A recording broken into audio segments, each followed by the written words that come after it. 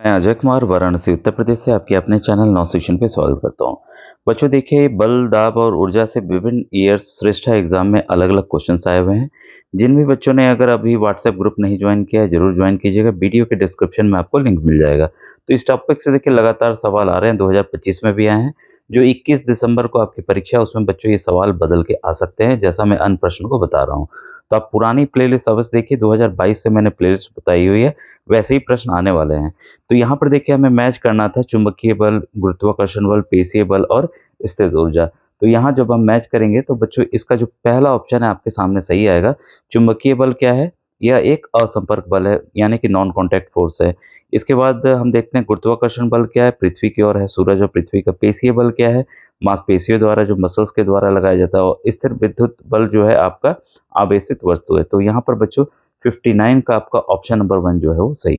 Second question है, घर्षण नहीं होने पर, अगर फ्रिक्शन नहीं होगा तब क्या होगा?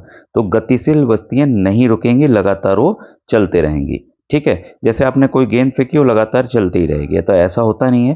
फिर असंस्पर्शी बल का उदाहरण है, तो यहाँ पर जो बच्चों एग्जाम्पल है वो चुंबक द्वारा लगाया पाया बल है, जो संपर्क में ना हो, जो कांटेक्ट ना हो। भाई बिना कांटेक्ट के ही चुंबक खींचता है, आपको पता है। फिर है, किसी नौका या विमान का अग्रभाग सुंडाकार क्यों होता है? भाई इस तरह से क्यों आगे की तरफ वो बना रहता है, इस तरह से? उसके पीछे कारण क्या है? ताकि जो घर्षण को कम करने के, जो हवा का घर्षण है या पानी का घर्षण फ्रिक्शन है, वो कम हो सके। ठीक है।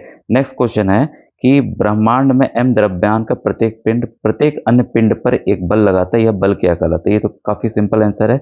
इसको हम ग्रेविटेशनल फोर्स यानी कि गुरुत्वाकर्षण बल कहते हैं। 64 है, किसी पिंड का कार्यरत दाब होता है। तो ये 2024 में है और डायरेक्ट फॉर्मूला बेस है बच्चों। आपको पता है दाब क्या होता है? फोर्स अपॉन एरिया होता है। ठीक है, तो फोर्स अपॉन एरिया क्या है? बल बटे क्षेत्रफल। तो ऑप्शन नंबर बी यहाँ पर आपका सही है। निम्नलिखित में से कौन घर्षण बढ़ाता है, यानी कि फ्रिक्शन कौन यहाँ पर बढ़ाता है?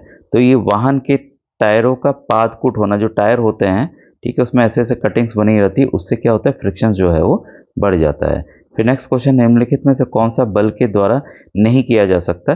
तो हम यहाँ पर क्या नहीं कर सकते हैं? गेहूं गुथे हुए आटे में रासायनिक परिवर्तन करना, तो ये आपका बल के द्वारा नहीं किया जा सकता। तो ऑप्शन नंबर डी बच्चों यहाँ पर सही है।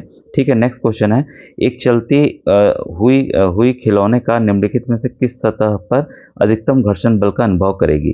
तो कहाँ पर मैक्सिमम फ्रिक्शनल फोर्स लगेगा? तो इसका जो आंसर है बच्चों, ये आपका तौलिया। तो खिलौना है, अगर उस पर जा रहा है तो उस पर सबसे ज़्यादा इसको फ्रिक्शनल फोर्स लगेगा। तो बच्चों वीडियो एंड करता हूँ। Thank you very much.